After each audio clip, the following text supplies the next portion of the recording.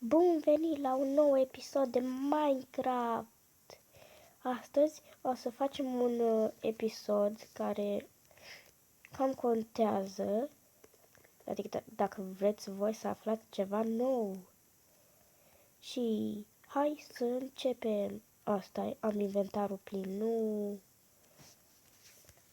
Of, trebuie să arunc toate astea. Scuzați-mă puțin, o să pun puțin pauză ca să arunc toate prostiile astea.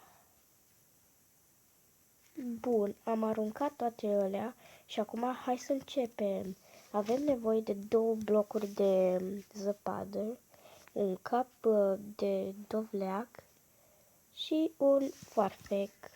Mai întâi să facem omul de zăpadă, care cred că toată lumea știe. Stai să-mi pregătesc și șirul, foarfecul și... nu ajung. Haide. Puc! Bun! Ce faci? Vrei să facem un selfie? Selfie! Bun. Și cred că nu știați de chestia asta. Vrei să vedeți o față haslie? Uitați! Uită-te la mine când stai tovleacul de pe cap. Pa!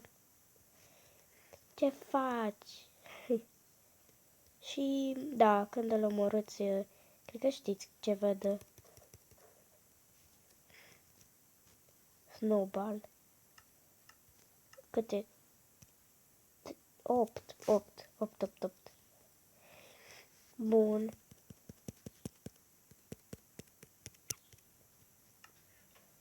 Și ați aflat ceva nou.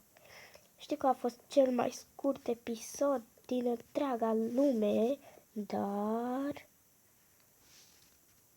ne vedem data viitoare. Pa!